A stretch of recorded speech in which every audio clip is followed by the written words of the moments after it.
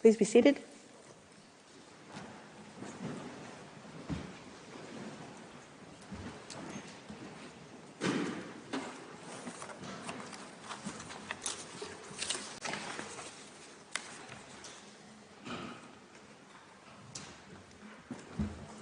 The sitting is open. For reasons duly made known to me, Judge Sabatinde and Judge Bandari will not sit with us in these oral proceedings. The Court meets today under Article 74, Paragraph 3 of the Rules of Court to hear the oral observations of the parties on the request for the indication of provisional measures submitted by the Republic of Armenia in the case concerning application of the International Convention on the Elimination of All Forms of Racial Discrimination, Armenia versus Azerbaijan. This morning, the Republic of Armenia will present its single round of oral argument.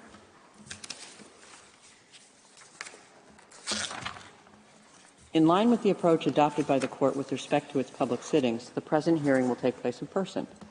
However, taking into account the current public health situation in relation to COVID-19, a number of seats have been made available for members of the diplomatic corps and guests, as well as for members of the public. In addition, all those present in the Great Hall are required to wear face masks at all times, except when speaking on the floor.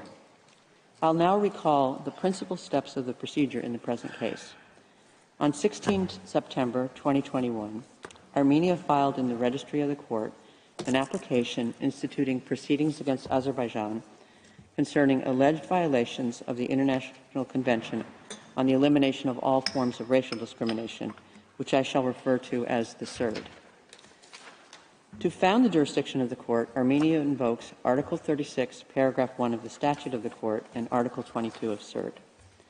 The application also contains a request for the indication of provisional measures pursuant to Article 41 of the statute and Articles 73, 74, and 75 of the Rules of Court. By an order of 7 December 2021, the Court, having heard the parties, indicated the following provisional measures. I quote, "The Republic of Azerbaijan shall, in accordance with its obligations under the International Convention on the Elimination of All Forms of Racial Discrimination, A, protect from violence and bodily harm all persons captured in relation to the 2020 conflict who remain in detention and ensure their security and equality before the law. B, take all necessary measures to prevent the incitement and promotion of racial hatred and discrimination, including by its officials and public institutions, targeted at persons of Armenian national or ethnic origin. And C, take all necessary measures to prevent and punish acts of vandalism and desecration affecting Armenian cultural heritage, including but not limited to churches and other places of worship, monuments, landmarks, cemeteries, and artifacts. And 2, both parties shall refrain from any action which might aggravate or extend the dispute before the Court or make it more difficult to resolve." End of quote. By an order dated 21 January 2022, the Court fixed 23 January 2023 and 23 January 2024 as the respective time limits for the filing of a memorial by Armenia and a counter-memorial by Azerbaijan. By a letter dated 16 September 2022, Armenia, referring to Article 76 of the Rules of Court, requested the modification of the first provisional measure set out in the order of 7 December 2021. By an order dated 12 October 2022, the Court found that, I quote, "the circumstances as they then presented themselves to the Court were not such as to require the exercise of its power to modify the measures indicated in the order of 7 December 2021. End of quote. In addition, the Court reaffirmed the provisional measures indicated in its order of 7 December 2021, in particular the requirement that both parties refrain from any action which might aggravate or extend the dispute before the Court or make it more difficult to resolve. On 28 December 2022, Armenia submitted a new request for the indication of provisional measures, referring to Article 41 of the statute and to Article 73 of the Rules of Court. In its request, Armenia states that on 12 December 2022, Azerbaijan, I quote, orchestrated a blockade of the only road connecting the 120,000 ethnic Armenians in Nagorno-Karabakh with the outside world, thereby preventing anyone and anything from entering or exiting." End of quote. It adds that this blockade, I quote again, "is ongoing as of the date of the present request." End of quote. Armenia states that the blockade has, I quote, "rendered impossible the transfer of critically ill ethnic Armenians hospitalized in Nagorno-Karabakh to medical facilities in Armenia for urgent medical care, as well as preventing the import of food, medical, and medicine supplies and other humanitarian assistance into Nagorno-Karabakh, and causing ethnic Armenian families to be forcibly separated." End of quote. According to Armenia, provisional measures are necessary in order to preserve and protect rights enshrined in CERD. By a letter of 26 January 2023, the agent of Armenia transmitted to the court the text of a further provisional measure sought by the applicant with regard to, I quote, "the provision of natural gas and other public utilities to Nagorno-Karabakh." By a letter dated 27 January 2023, Azerbaijan stated that Armenia did not have a sufficient reason for waiting until one business day before the hearing to introduce a new topic, and that it would be unable to respond to the substance of the new request during the oral proceedings scheduled for 30 January 2023. In view of the short period between the filing of Armenia's request for the indication of a new provisional measure on 26 January 2023 and today's hearing, the registrar has informed the parties that Azerbaijan may offer any initial response to the new request during today's oral proceedings, and that Azerbaijan would be also authorized to submit written comments limited to the new provisional measure requested no later than 3 p.m. on Wednesday, February 1st. The parties have also been informed that no further additional written materials related to the pending request for the indication of provisional measures may be filed without prior authorization. The registrar will now read out the provisional measures which the government of Armenia is asking the court to indicate. You have the floor, Mr. Registrar.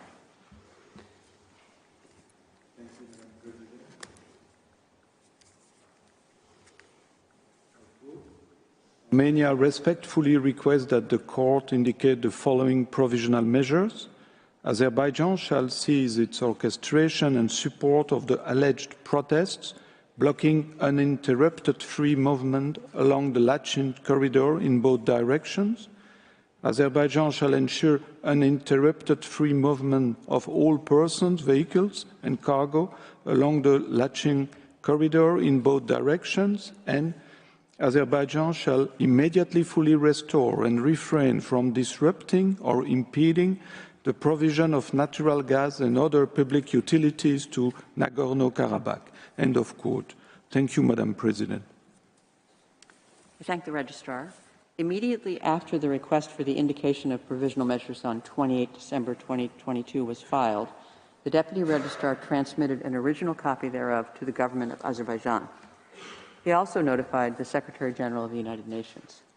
According to Article 74, Paragraph 1 of the Rules of Court, a request for the indication of provisional measures shall have priority over all other cases.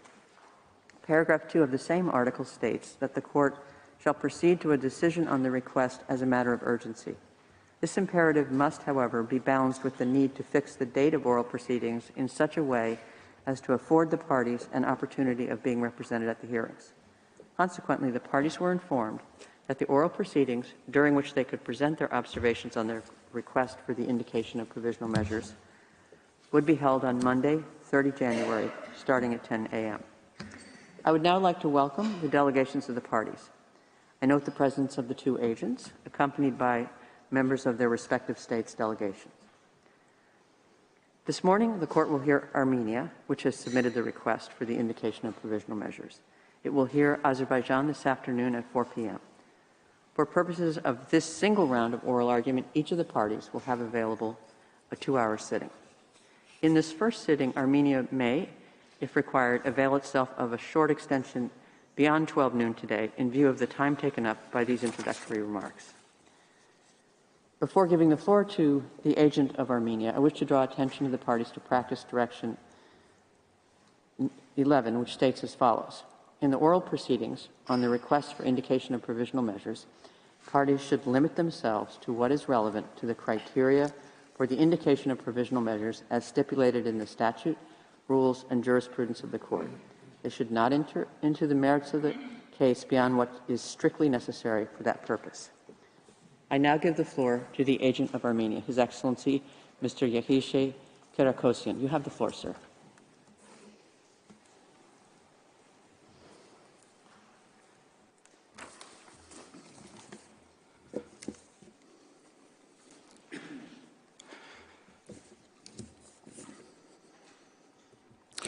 Madam President, distinguished judges of the court, it is an honor to appear before you today to speak on behalf of the Republic of Armenia, which obviously has an interest in the fate of ethnic Armenians of Nagorno-Karabakh. We do not come to you lightly and had hoped that the matters addressed in our request would be resolved long ago through the intervention by the UN Security Council on 20 December 2022, as well as bilateral exchanges and letters to the courts since then. But Azerbaijan appears intent on strangling the ethnic Armenians of Nagorno-Karabakh, no matter the human cost. One person has already died from lack of medical care, and numerous others are at risk of a similar fate. Grocery store shelves are empty, and food is being rationed. There are shortages in essential medicine and medical supplies. Trade and businesses have completely stopped. Gas has been repeatedly shut off entirely, and demand on the electrical grid has led to recurring and prolonged blackouts. The schools and kindergartens remain completely shut down. Children have been separated from their families 50 days now. Despite the mounting cost of this humanitarian disaster of its own making, Azerbaijan has sought to justify and perpetuate its blockade on a basis of an environmental fiction that no one believes. It does so despite its unequivocal commitment under the trilateral statement of 2020, November, to guarantee safe movement of citizens, vehicles and cargo in both directions along the Lachin corridor. And it does so in the face of near unanimous international condemnation, including from the EU, the Council of Europe, United States, France, and numerous other states, as well as Amnesty International, Human Rights Watch, and countless other independent observers and organizations. Over a month ago, the European Court of Human Rights ordered Azerbaijan to take all necessary measures to ensure safe passage of seriously ill persons in need of medical treatment in Armenia, and those stranded on the road. And yet, Azerbaijan ignored the Strasbourg court as well, prompting it to take the extraordinary step of notifying Azerbaijan's non-compliance to the Committee of Ministers of the Council of Europe. I therefore appear before you in this great hall of justice as a last resort. If the court does not act quickly, the ethnic Armenians of Nagorno-Karabakh will be faced with an impossible choice: to leave their ancestral homes or to stay there and starve. President Aliyev has made that plainly clear. he has explicitly demanded that ethnic Armenians in Nagorno-Karabakh, quote, leave, end of quote. He has stated that Azerbaijan's, and I quote, main duty was to expel the Armenians from our lands, end of quote. He has stated that no songs will be sung in the alien language of Armenian, and that from now on, it will be the Azerbaijani language that will dominate this land. The blockade and the gas and electricity shutdowns and disruptions are specifically designed to make that happen. In President Aliyev's words just days ago, and I quote, if someone does not want to become our citizen, then the road is not closed, but open.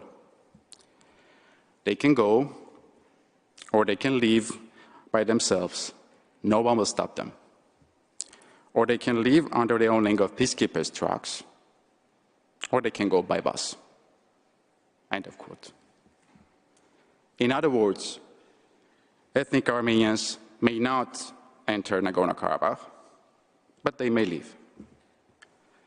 Judges of the court, such blatant acts of ethnic cleansing have no place in modern era. And this court is the last hope for the ethnic Armenians of Nagorno-Karabakh. Madam President, judges of the court, with your permission, Armenia's distinguished counsel will now take the floor to present the remainder of Armenia's case. First, Mr. Lawrence Martin will address the facts justifying Armenia's request. Second, Professor Linos Alexandros Sicilianos will address the prima facie jurisdiction of the court, the rights for which protection is sought, and the link between such rights and measures requested. Third, Dr. Konstantinos Saloridis will address the irreparable prejudice and urgency requiring indication of provisional measures. Fourth, Professor Pierre Dargent will discuss the provisional measures requested. Finally, I will briefly return to the floor to read Armenia's submissions. I thank you, Madam President, distinguished members of the court, for your attention and careful consideration of Armenia's request. I now ask that you call Mr. Martin to the floor. Thank you. Thank you for his statement, and I now invite Mr. Lawrence Martin to take the floor.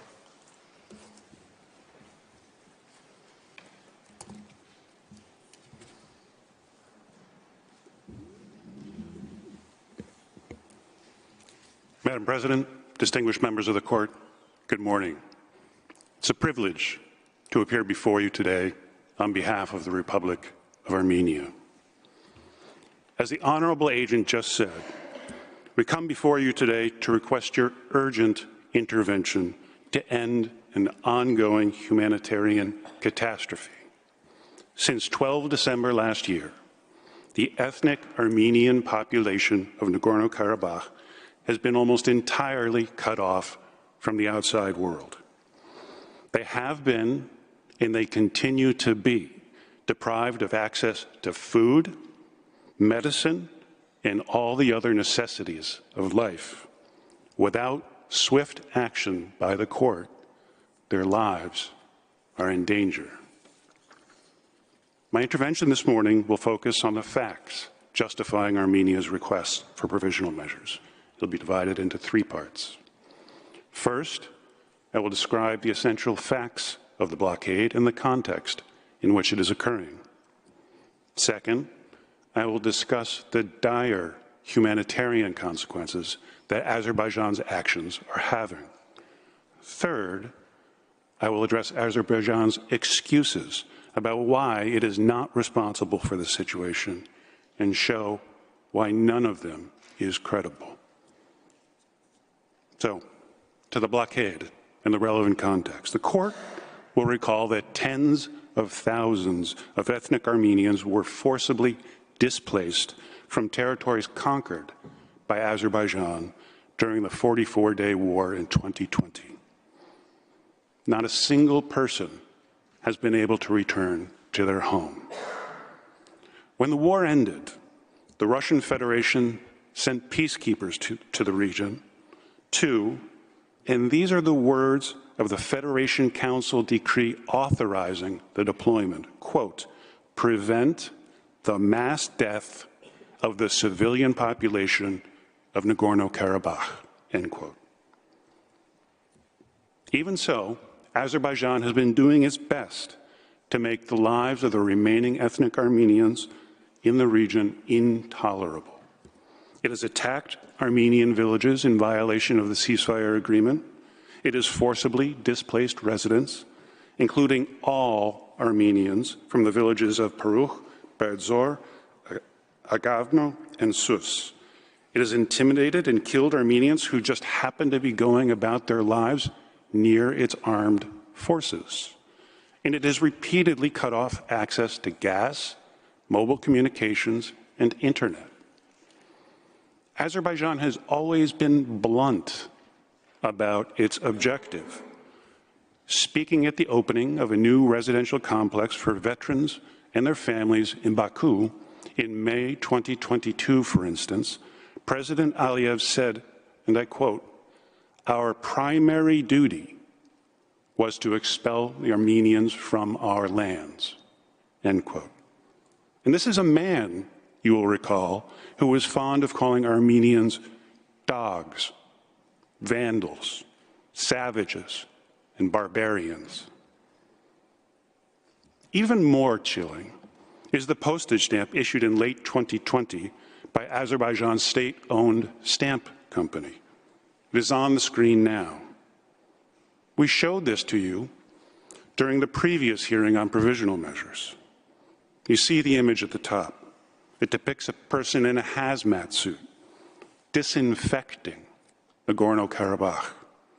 Evidently, Azerbaijan considers Armenians in the region as in need of eradication. After the war, around 120,000 ethnic Armenians are left in Nagorno-Karabakh. They are connected to Armenia and thus to the outside world by a single tenuous thread, the Goris-Stepanakert Highway, running through the Lachin corridor. You can see that on the map on the screen now, which we show for illustrative purposes. There are no roads open to Armenian civilians connecting Nagorno-Karabakh with Azerbaijan. It is also impossible to fly there because Azerbaijan has threatened to shoot down any aircraft that attempt to use the Stepanakert airport.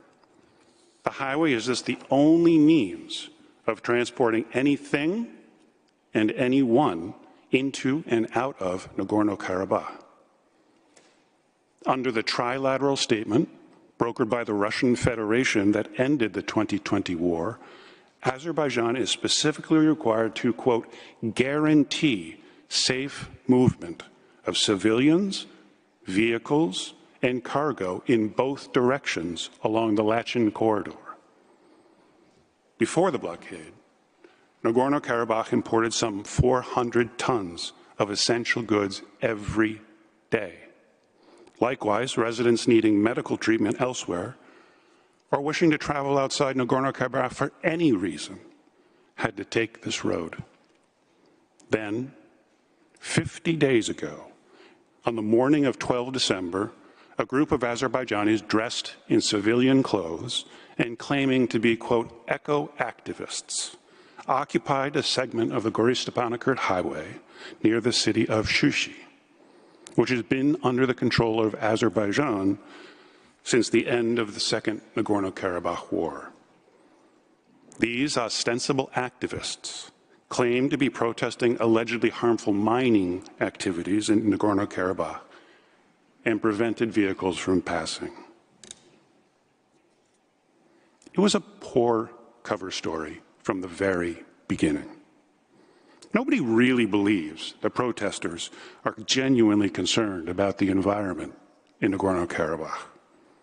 One real Azerbaijani environmental activist posted on Facebook the very day the blockade started that, quote, "It is clear as the sky that the protest of the, quote, environmental activists in Karabakh is a made-up story. Until today, I have not seen a single person there caring at all about environmental issues.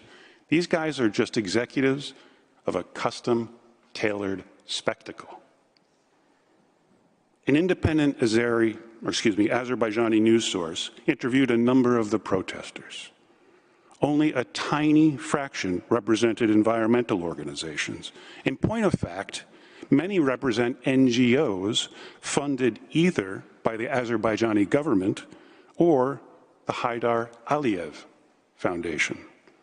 Social media also abounds with photos of so-called protesters wearing military uniforms. In fact, one of the alleged leaders of the so-called protesters, Mr. Telman Kazimov, is reported to be an officer of Azerbaijan's military special intelligence service. The wholly fictitious nature of the protesters' environmental concerns is also shown by other facts. Just 2 days after the blockade started, the authorities in Nagorno-Karabakh relented to the protesters' demands that international observers be allowed to monitor the 2 mines allegedly at the center of the protests. They adopted a resolution specifically authorizing Russian and Azerbaijani observers. Azerbaijan did not accept. And a couple of weeks later, the authorities ceased mining operations in the 2 mines altogether. The blockade continues nevertheless, with no end in sight. Azerbaijanis also have far worse environmental problems, much closer to home to worry about. Oil and gas exploitation in the country has had devastating environmental consequences, including in the Caspian Sea. But somehow, the Goris-Stepanakert Highway is the only place these alleged activists choose to protest.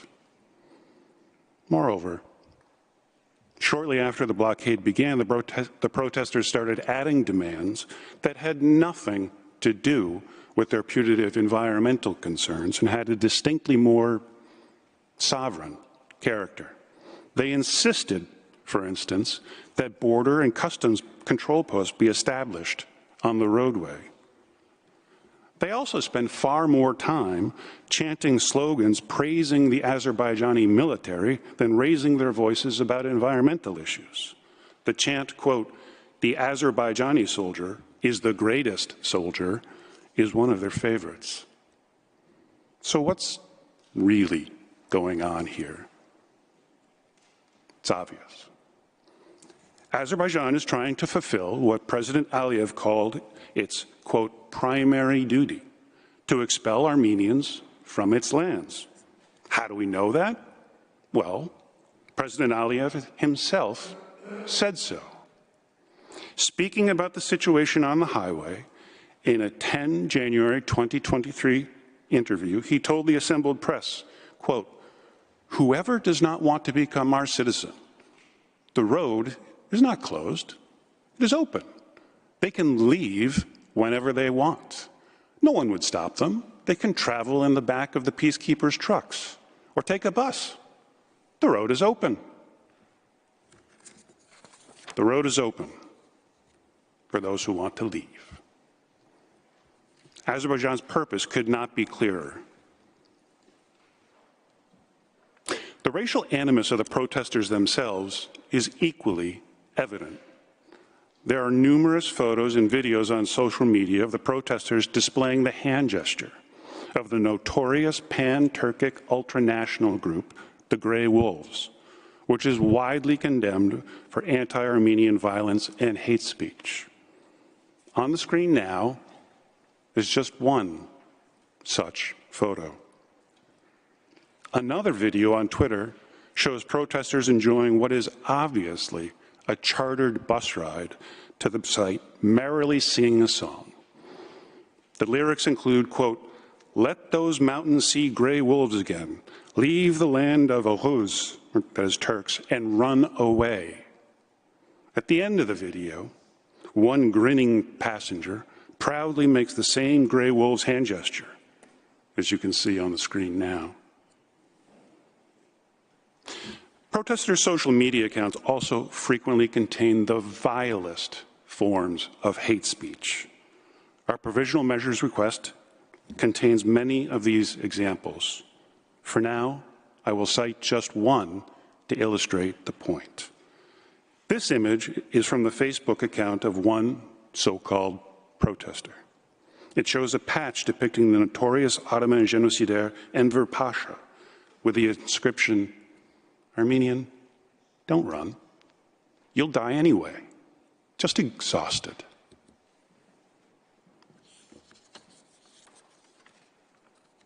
The steps Azerbaijan has taken to expel Armenians from their homeland are not limited to blockading the Gori-Stepanakert highway. It is making their lives intolerable in other ways, too. It has cut the supply of natural gas, essential to heat homes and businesses, during the coldest months of the year. The court may recall that last year, Azerbaijan twice cut off the supply of gas, only to restore it as soon as Armenia brought it to the urgent attention of the court. Now, just since the start of the blockade, Azerbaijan has interrupted the gas supply on 5 different occasions.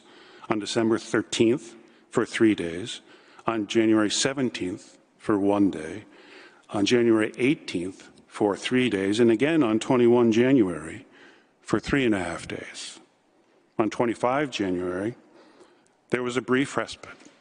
At around 11 a.m., a 48% increase in the flow of gas was reported, providing some measure of relief, but not nearly enough to meet the needs of the population. After the gas was fully restored on January 26, it was once again cut on January 29th.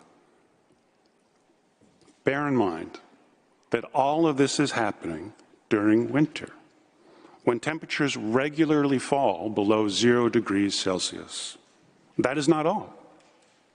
On 9 January, Azerbaijan appears to have damaged the only high-voltage power line connecting Goris and Stepanakert, leaving the population of Nagorno-Karabakh without a steady electricity supply. Azerbaijan, again, is not allowing Armenian technicians to repair the damage.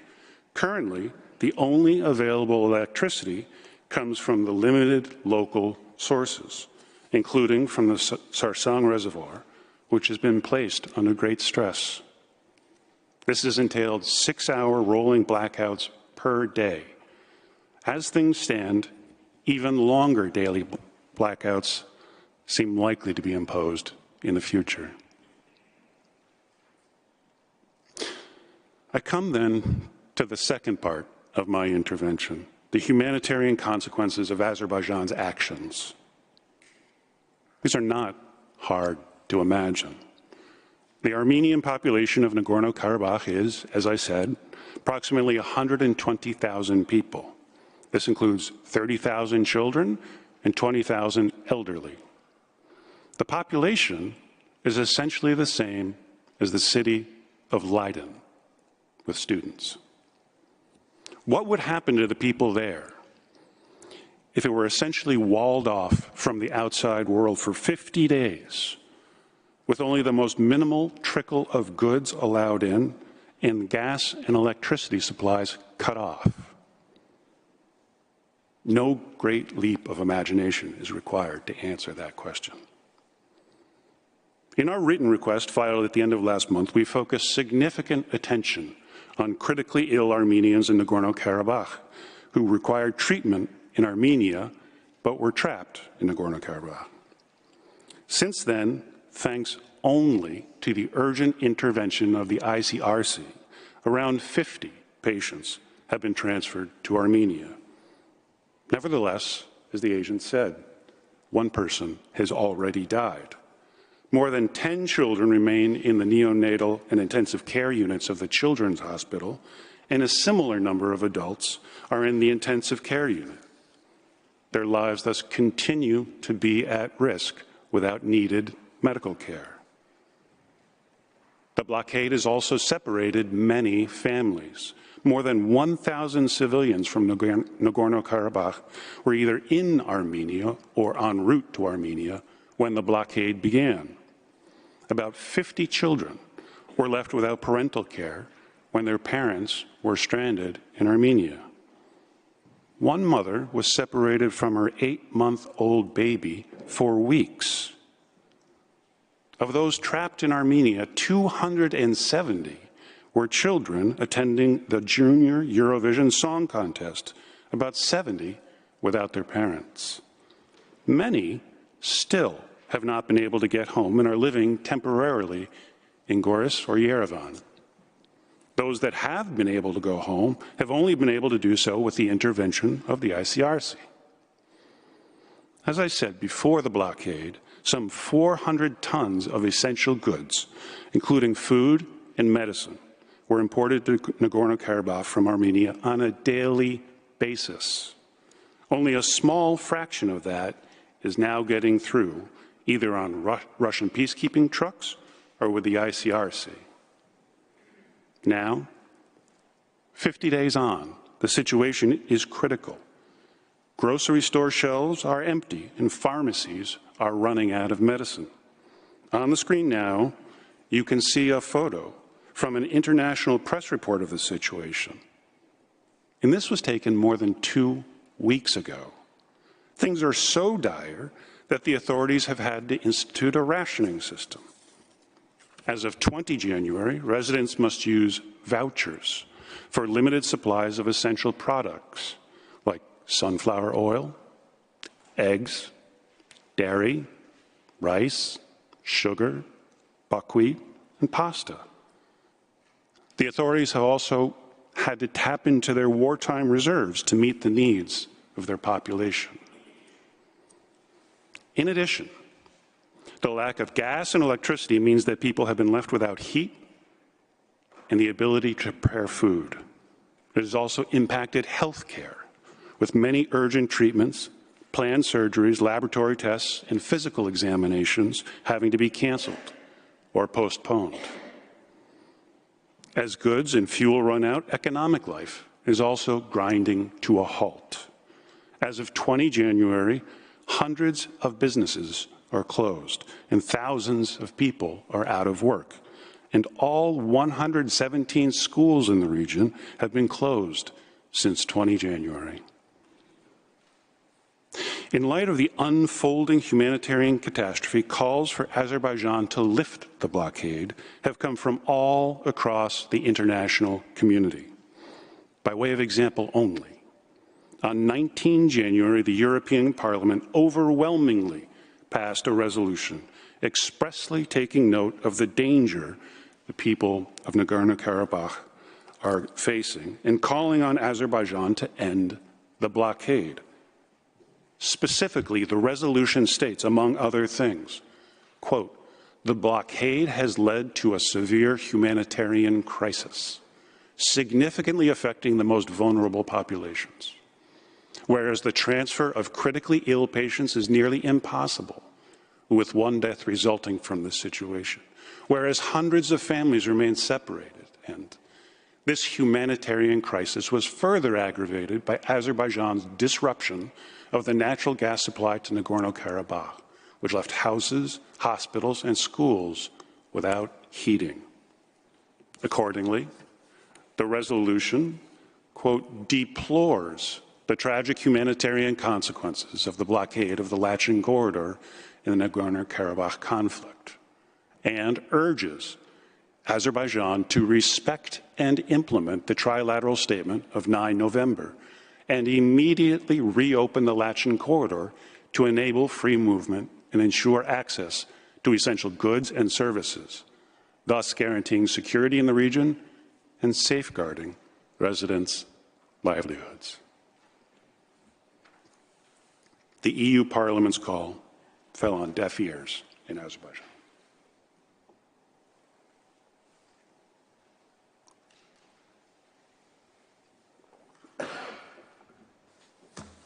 That brings me, Madam President, to the last part of my presentation this morning. Faced with these stark and widely condemned facts, what does Azerbaijan say? Not much, actually. We look forward to hearing what it has to say later today, but we expect it will be much of the same. For now, I will address what little we have to work with. I will start with what it has said to this court. In its first letter to the court dated 3 January, Azerbaijan presented what it called its initial response and promised to provide more information later. Azerbaijan first asserted the road, quote, is controlled by Russian Federation peacekeepers in application of the trilateral statement, not Azerbaijan. This assertion, of course, entirely overlooks the fact that in paragraph 6 of the trilateral statement, Azerbaijan specifically undertook to, quote, guarantee safe movement of citizens, vehicles, and cargo in both directions along the Lachen corridor. Azerbaijan's assertion also overlooks the fact that the alleged protesters are its own citizens, who can only be there because it was only recently conquered by Azerbaijan with the express permission of the government. Indeed, Azerbaijan's own evidence proves the point. Annex 14 to its letter, submitted last Tuesday, is a collection of NGO requests for authorization from the Office of the President to protest at the site. Having given the protesters permission to be where they are, President Aliyev can just as easily take it away. Azerbaijan next claimed that, quote, protesters are not blocking the road and that the Russian Federation peacekeepers are allowing the passage of residents, essential medical services, and humanitarian supplies on the Lachen Road. Orwell's line about rejecting the evidence of your eyes and ears seems apposite here. Literally no one in the world outside of Azerbaijan actually believes that protesters are not blocking the road. On 13 December, the Russian peacekeepers reported that, quote, on 12 December, the Azerbaijani side blocked the Stepanakert-Goris road. On the screen now is another picture taken from the site. If this is not blocking the road, I don't know what it is. Nor does anyone believe that vehicles are getting through freely. Just recently, the UN Human Rights Chief, Volker Turk, called, quote, for free and safe movement through Lachen corridor to be immediately and fully enabled, saying, quote, unrestricted access to food, medicine, and other basic goods and services is essential to the enjoyment of human rights of the affected population. If vehicles were truly passing freely, why would the ICRC or the Russian peacekeepers each time have to negotiate with the Azerbaijanis blocking the road in order to get critically ill patients out of Nagorno-Karabakh to get the medical care they need? And why would it be necessary for the ICRC and the Russian peacekeepers to be the ones to deliver the few meager supplies that are getting through? The evidence Azerbaijan cited to support the assertion in its letter about the road not being blocked is contained in a single footnote that lists 3 sources. The first is an article from Azerbaijani state media reporting on the passage of just 3 ICRC vehicles. The text of the article is revealing, and in a way that is not helpful to Azerbaijan. Remember, this is from Azerbaijani state media. It says, quote, today, conditions were created for the passage of 3 vehicles belonging to the International Committee of the Red Cross, ICRC, on the Kakendi-Lachen Road. The participants of the action pulled out of the road and opened a corridor for the passage of cars. The participants of the action pulled out of the road and opened a corridor for the passage of cars. In other words, they temporarily lifted the blockade just so 3 ICRC vehicles could pass. The 3 January letter also referred to a tweet from a senior government official with an embedded video showing protesters, quote, standing aside, so again, lifting the blockade to let 3 ICRC vehicles pass. And the only other so-called evidence is a self-serving statement to the Security Council by Azerbaijan's permanent representative to the UN. In its 3 January letter, Azerbaijan also alleged that, quote, Armenia willfully and unlawfully has been using the Lachen Road to traffic weapons, including recently laid landmines and booby traps that continue to kill and maim Azerbaijanis, and illegally mined minerals between Armenia and Azerbaijan's sovereign territory, end quote. We will have a lot more to say about that claim tomorrow. Today, let me simply say that there is not even a shred of evidence to support it. Nothing. It is also worth recalling that the road has been under the supervision of the Russian peacekeepers since November 2020, and that not a single one of their daily bulletins has reported the alleged transport of weapons, landmines, or minerals. In its second letter to the court, dated 12 January, Azerbaijan did not really offer any more information as it said it would. It does little more than repeat the contents of its first letter, saying that, quote, the Lachen Road is controlled by Russian peacekeepers, and Azerbaijan does not exercise control over who is using the road in either direction, and that, quote, vehicles continue to pass next to the protest site unimpeded, end quote. As I have largely dealt with these assertions, I will not repeat myself. I just note that whereas its first letter contained only a single evidentiary footnote about the passage of vehicles, its second letter contains 8. Still, they add nothing. The 8 footnotes are all references to Azerbaijani state media reports, all of which mention only Russian peacekeeping or ICRC vehicles passing the site after negotiation with the Azerbaijanis. I'm sure we'll hear more of the same this afternoon. But the point is, these special exceptions for outside parties with special responsibilities only serve to prove the rule that the road is not open as usual.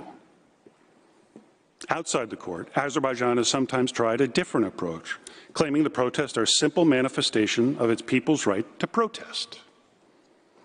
In a 23 December 22 statement, for example, the Azerbaijani Ministry of Foreign Affairs referred to the, quote, peaceful protest on Lachen Road with a demand to prevent the illegal exploitation of Azerbaijani's natural resources, the transportation of these resources from Azerbaijan to Armenia, and the abuse of the Lachen Road, the use of which is intended only for humanitarian purposes, end quote. There are a number of problems with this pretense. First, even if it were true that the protests really were private individuals who were genuinely concerned about the environment, which, as I explained, it distinctly is not, that would not justify their actions or Azerbaijan's failure to disperse them. Any right to protest would be outweighed by the grievous harm inflicted on the Armenian population of Nagorno-Karabakh. The Azerbaijani government could not be justified in leaving the protesters alone, given that very real harm. The claim that these are just spontaneous manifestations of private discontent is also put to the lie by the fact that Azerbaijan is not a free country in which public protests are tolerated. Freedom House, for one, has ranked Azerbaijan as, quote, not free, in part because of a lack of freedom of assembly. In a 2022 report, it wrote, quote, unsanctioned assemblies can draw a harsh police response and fines for participants. This assembly, in contrast, is plainly sanctioned, indeed staged, by the government.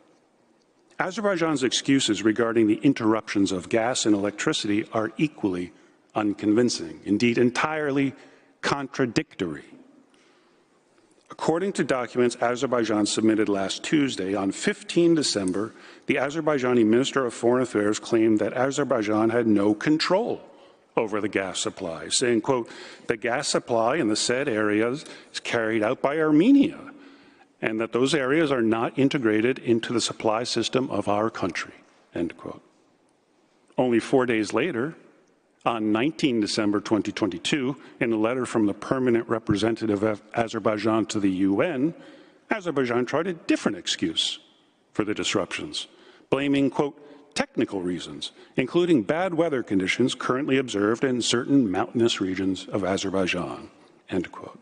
It then said, "Due to immediate steps taken by Azerbaijani authorities, technical problems have now been fixed, and as of now, gas supply in the area is resumed," end quote. It said much the same thing in a letter to the court last year about earlier disruptions, writing that, quote, "employees of Azerigas worked on site to restore service, which was fully restored by 28 March, end quote. So does Azerbaijan have control over the gas supply, or doesn't it? Azerbaijan can't seem to get its story straight. In truth, there really can be no doubt that Azerbaijan does have full control over the gas supply. How do we know? President Aliyev himself said so. Speaking in the aftermath of gas disruptions in the spring of 2022, President Aliyev boasted, "If we didn't want to, we wouldn't restore the gas supply. Who can tell us anything? Did we owe them to restore it? No." At the end of the day, the reality of what is happening is painfully simple and brutally clear. The ethnic Armenians of Nagorno-Karabakh are under siege. For those who choose to stay, their only access to the outside world is blocked. Everything else they need to continue living where they have for millennia is rationed or gone already. This includes food, medicine, heat, and electricity. The cover story Azerbaijan came up with to mask its actions is pure fiction. The alleged eco-activists conducting the blockade are nothing of the sort. They have no genuine environmental pedigree and are a mixture of government-funded private citizens and government and military personnel, all united by a deep, long-taught hatred of Armenians. They are there with the government's support and approval to advance the government's agenda, to make life unbearable for the ethnic Armenians in Nagorno-Karabakh. The government of Azerbaijan could put an end to the blockade before I finish this speech, if it wanted to, but it has no interest in doing so. An order of the court is therefore required as a matter of urgency. Thank you, Madam President. Distinguished members of the court, may I ask that you invite Professor Sicilianos to the podium. I thank Mr. Martin, and I now invite the next speaker, Professor Linos Alexander Sicilianos, to address the court. You have the floor, Professor. Madam President, distinguished judges, it is an honor to appear before the court and to do so on behalf of the Republic of Armenia.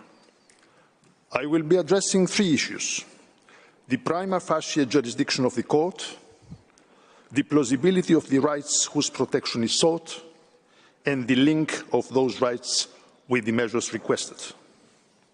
The first point, concerning the jurisdiction of the court, does not need an extensive analysis. In its order of 7 December 2021, on the indication of provisional measures in the present case, the court concluded that prima facie it has jurisdiction pursuant to Article 22 of CERT to entertain the case to the extent that the dispute between the parties relates to the interpretation or application of the Convention. This conclusion applies as well to the present request. The plausibility of the rights whose protection is sought. The court, at this stage of the proceedings, is not called upon to determine definitely whether the rights which Armenia wishes to see protected exist. Rather, it need only decide whether the rights claimed by Armenia on the merits and for which it is seeking protection are plausible and whether the provisional measures requested are linked to these plausible rights. The court has found the plausibility condition to be met when the asserted rights are grounded in a possible interpretation of the treaty in question. In other cases, under the Convention, the court has also examined whether it is plausible that the acts complained of constitute acts of racial discrimination. The present request seeks the preservation and protection of a number of rights under Articles 2 and 5 of CERT for the benefit of ethnic Armenians of Nagorno-Karabakh. As it was amply demonstrated by my colleague Mr. Martin, those rights are being infringed by Azerbaijan's blockade and related measures which target ethnic Armenians because they are Armenians. The third prohibited discriminatory purpose of Azerbaijan's conduct is obvious from the simple fact that the only human beings benefiting from the Lachin corridor or the public utilities in question are ethnic Armenians. It is moreover indisputable that the disastrous effects of the blockade and related measures are inflicted entirely on ethnic Armenians. In other words, the blockade and related measures are patently discriminatory acts on ethnic grounds. As such, they fall squarely within the scope of application of the Convention as defined in Article 1, Paragraph 1. I shall refer to the plausibility of the rights Armenia invokes under Article 2 of the Convention, and then to the plausibility of rights under Article 5 of the Convention. Rights under Article 2 of the Convention. According to the Third Committee, and I quote, Article 2 is a comprehensive provision addressing all aspects of states parties' obligation to pursue a policy of eliminating discrimination. The provisional measures request of Armenia invokes particularly the general prohibition of discrimination contained in the chapeau of Article 2.1, together with subparagraphs A, B, and E. The chapeau of Article 2.1 provides that states parties condemn racial discrimination and undertake to pursue by all appropriate means and without delay a policy of eliminating racial discrimination in all its forms and promoting understanding among all races. The specific contribution of this provision is to lend a heightened sense of urgency to the Convention. Subparagraph A prohibits discrimination by the state itself, including public authorities and public institutions. According to this provision, each state party undertakes to engage in no act or practice of racial discrimination. As the Court has observed, Article 2.1 accordingly contains an obligation to engage in no act or practice of racial discrimination against persons, group of persons, or institutions. There is no doubt that the blockade of the Lachin corridor and related measures contradict the general prohibition of discrimination contained in Article 2.1. As already underlined, the blockade is discriminatory in nature. It has both the purpose and effect of impairing the enjoyment and exercise by ethnic Armenians of their human rights on an equal footing with other ethnic groups. This blockade must also be seen against the background of Azerbaijan's conduct since its commencement of the 44-day war, which was unequivocally designed to force Armenians to leave. In this context, the Third Committee has most recently expressed concern about, and I quote the committee, allegations of severe and grave human rights violations committed during the 2020 hostilities and beyond. The committee has also highlighted last August its concern in relation to incitement to racial hatred and the propagation of racist stereotypes against persons of Armenian national or ethnic origin, including by public figures and government officials, end of quotation.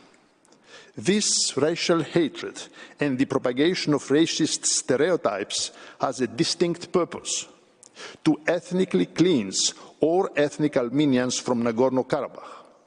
No ethnic Armenian remain in any of the territories of Nagorno-Karabakh conquered by Azerbaijan during the 44-day war. No ethnic Armenian remain in territories returned to Azerbaijan after the conclusion of the 44-day war. I recall the statement by President Aliyev referring to Armenians in the Lachin corridor. When did you come here? In 1994. Who lived here before then? Azerbaijanis did. So leave. End of quotation. The Armenians did leave after this threatening statement. The blockade is yet another important step fitting squarely in this policy of intimidation.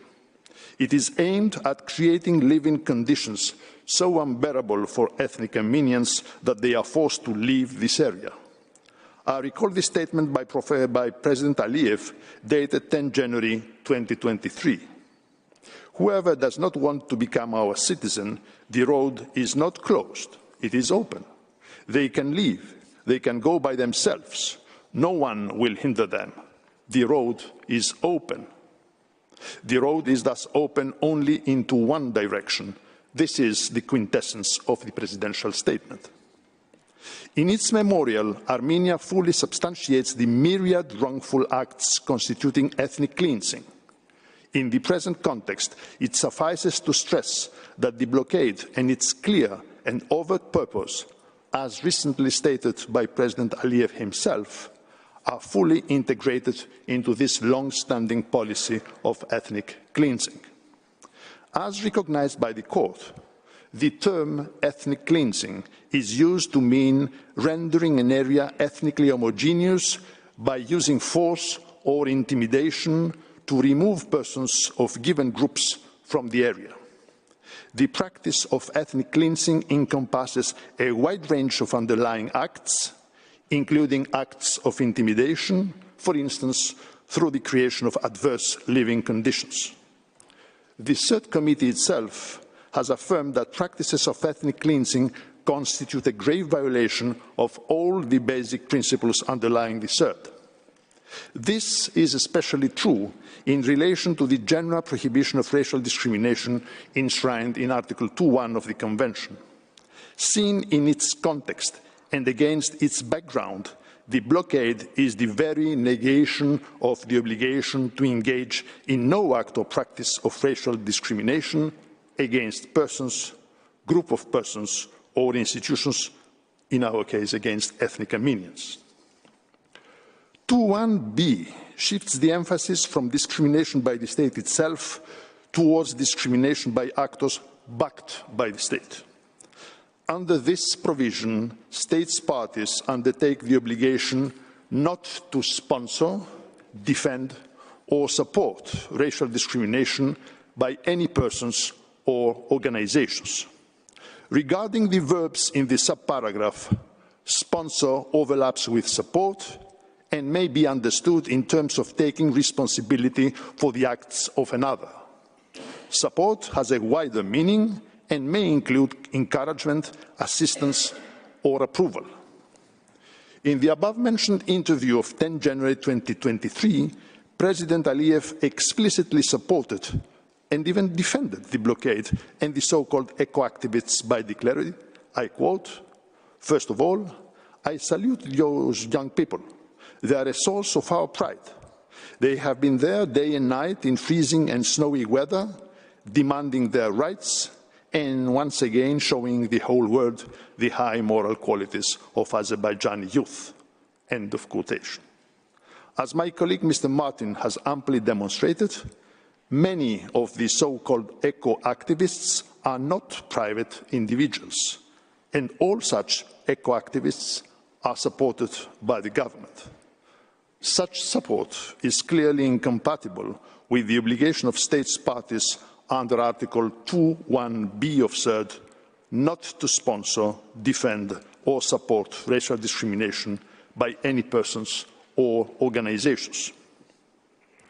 Article 2(1)e now insists on the obligation of states parties to encourage integration, to eliminate barriers between races and ethnic groups, and to discourage racial division. However, the above statements of approval and support of the blockade and the so-called eco-activists are the negation of the obligation to discourage anything which tends to strengthen racial division under Article 2(1)e of the CERD. It is indeed more than plausible that the encouragement of the blockade of a whole ethnic community perpetuates segregation, thereby strengthening division along ethnic lines. In conclusion on this point, the blockade and its support and encouragement constitute plausible and even manifest breaches of the obligations and the corresponding rights under Article 2(1), subparagraphs A, B, and E of CERD. I turn now to Article 5 of the Convention. This provision is expressly linked to Article 2. It tends to ensure the effective implementation of the general prohibition of discrimination.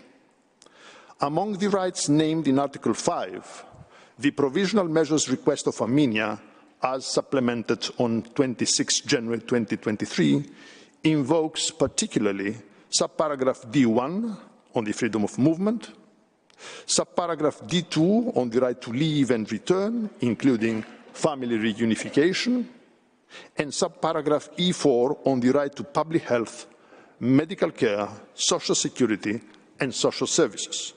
I shall examine the plausibility of those rights one by one.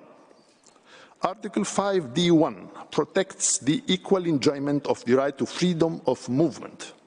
This provision is inspired by Article 13(1) of the Universal Declaration of Human Rights. This right should be enjoyed without discrimination based inter alia on ethnic or national origin. It is evident that the blockade of the Lachin corridor precludes ethnic Armenians living in Nagorno-Karabakh from moving freely. They are confined in a very limited space, which is the only space in Nagorno-Karabakh where they are allowed to live.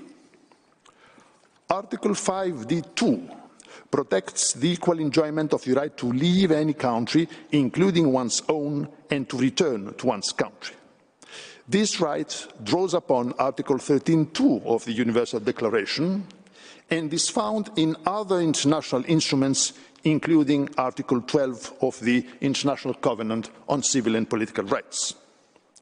Both aspects of this right, the right to leave, and more importantly in this context, the right to return, are the subject of an extensive general comment by the Human Rights Committee. According to this authoritative interpretation, the freedom to leave the country may not be made dependent on any specific purpose.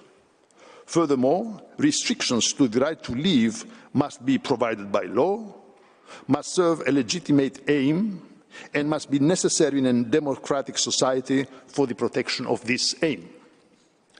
As explained by the Human Rights Committee, the right of an individual to enter his or her own country recognizes the special relationship of a person to that country and includes the right to remain and the right to return, as well as the right to be reunited with family. The right also implies prohibition of enforced population transfers or mass expulsions to other countries. A fortiori, the right to return implies the prohibition of practices of ethnic cleansing. The persons entitled to exercise the right to return to his or her own country can be identified by interpreting the meaning of the phrase his own country. According to the Human Rights Committee again, the scope of his own country is broader than the scope country of his nationality. It embraces the individual who has special ties to or claims in relation to a given country. In other words, what matters is the factual relationship with the country, irrespective of any question related to nationality or citizenship. The blockade of the Lachin corridor creates a situation which blatantly violates the freedom of movement implied in the right to leave and the right to return to one's country. This blockade is not provided in any law. It is arbitrary. It does not serve any legitimate purpose and, of course, is not necessary in a democratic society. As Mr. Martin has amply demonstrated, families remain separated, given that the blockade was imposed when more than 1,000 civilians of Nagorno-Karabakh were either already in Armenia or en route to Armenia. Among other things, when the blockade was imposed, a large number of ethnic Armenian children living in Nagorno-Karabakh had been attending a contest in Armenia. Some of them were able to return on 19 January 2023, escorted by the Russian peacekeepers. But Azerbaijanis stopped the vehicle and intimidated the children. This grave incident has been largely documented. It clearly demonstrates the obstacles to the right to return, even when escorted by the Russian peacekeepers. Without them, it is simply impossible to return.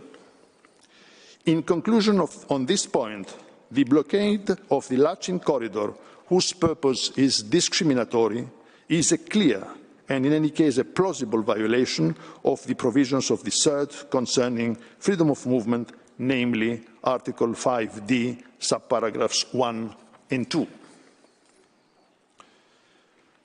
I continue now with social rights, and more particularly with the right to public health, medical care, social security, and social services, protected in Article 5E4 of the Convention. The statement of protected rights in this subparagraph incorporates rights listed separately in other UN documents, especially in Articles 9 and 12 of the International Covenant on Economic, Social and Cultural Rights concerning the right to health and the right to social security, respectively.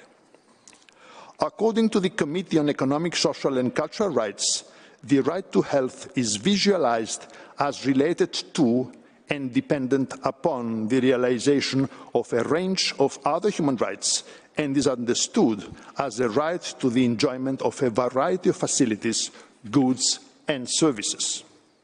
The CERT Committee has not adopted the general recommendation on Article 5E4. However, a broad understanding of this provision clearly results from different group-related general recommendations and numerous concluding observations. The rights protected in Article 5E4 have been clearly violated because of the blockade. For 50 days now, the people of Nagorno-Karabakh remain under siege. The daily newsletters issued by local authorities report the increasing number of critically ill ethnic Armenians hospitalized in Nagorno-Karabakh who have been slated to be transferred to medical facilities in Armenia for urgent medical care, but for whom the blockade has rendered their free and timely transfer impossible. One of them has already died. Another patient suffering from brain cancer was prevented from undergoing a scheduled surgery last December. When he was finally allowed to exit Nagorno-Karabakh, it was too late for the treatment. Any medicine coming in requires negotiations upon negotiations for Azerbaijan to approve the delivery by the International Committee of the Red Cross or the Russian peacekeepers. The Ministry of Health of the Republic of Artsakh has warned that local hospitals could soon face a shortage of medicine and other life-saving medical supplies. Hundreds of ethnic Armenians have been deprived of the right to receive necessary medical treatment due to the suspensions of planned surgeries in medical facilities across Nagorno-Karabakh. The blockade is also preventing the import of food and other humanitarian assistance in Nagorno-Karabakh. As Mr. Martin explained, prior to the blockade, approximately 400 tons of essential goods, including grain, flour, vegetables and fruits, were imported into Nagorno-Karabakh from Armenia on a daily basis. Now, due to the discriminatory blockade, there are critical shortages in these essential goods. The authorities were forced to introduce the rationing of food and essential goods through a coupon program. Supermarkets and grocery stores are left with empty shelves. Again, any food coming in requires negotiations upon negotiations for Azerbaijan to approve their delivery by the ICRC or the Russian peacekeepers. With the dearth of food currently in Nagorno-Karabakh, it is truly disheartening to see tons upon tons of goods stored in Armenian border towns awaiting a window of opportunity to be sent to their beneficiaries. In a resolution on the humanitarian consequences of the blockade in Nagorno-Karabakh, the European Parliament has qualified this situation as a severe humanitarian crisis. Timed to coincide with the blockade, on 13 December 2022, Azerbaijan once again cut off the supply of natural gas to Nagorno-Karabakh without any advance warning, leaving homes, businesses, hospitals and schools without heat in the midst of a freezing winter. Medical facilities were forced to suspend scheduled surgeries to save energy and medicine. All schools that use natural gas for heating were shut down. The streets of ethnic Armenian settlements emptied, with local gas stations supplying fuel only to ambulances, public buses and other authorized vehicles.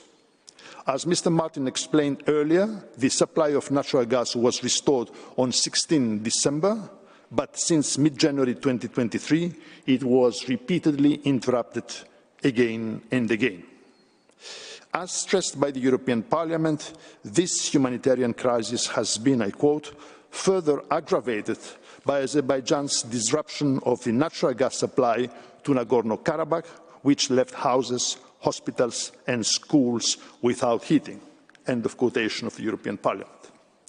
Furthermore, the deliberate and repeated interruption of the gas supply in freezing winter conditions is combined with the ongoing disruptions of the electrical grid and telecommunication lines in the entire territory of Nagorno-Karabakh.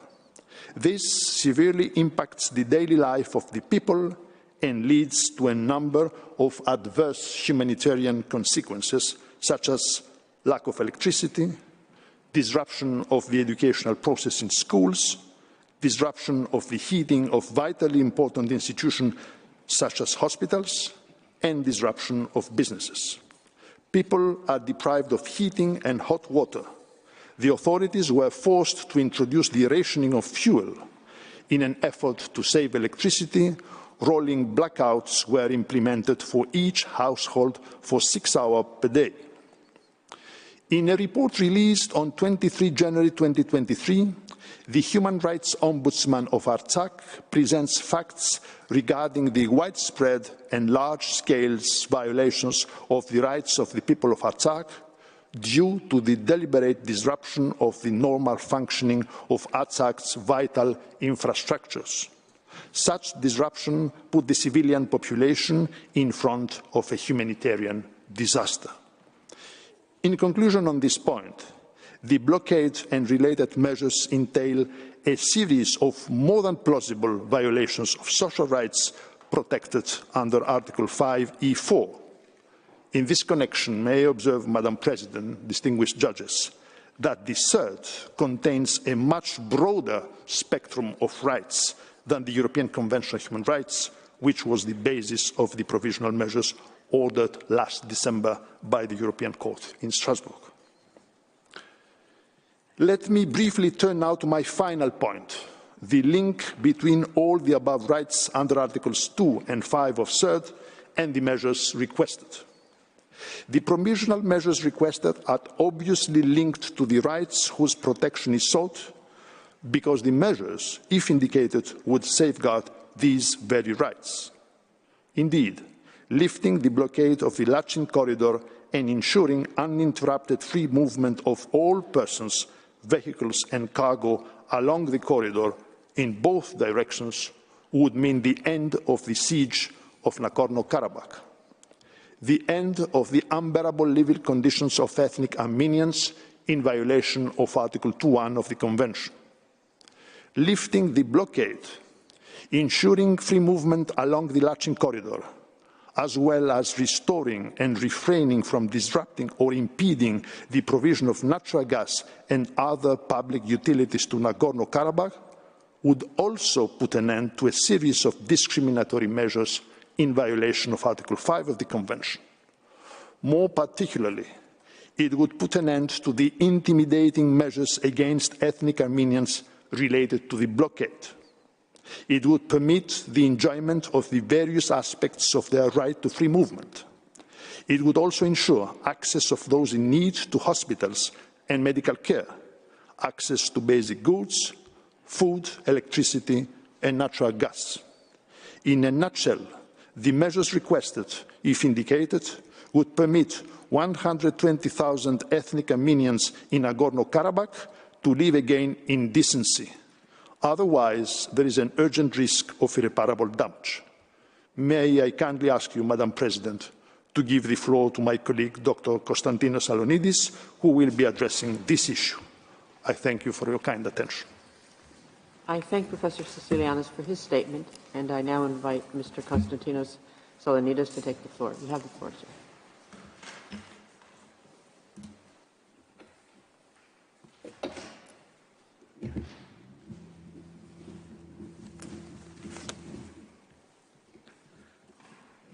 Madam President and distinguished members of the Court, good morning. It is an honor to appear before you on behalf of the Republic of Armenia.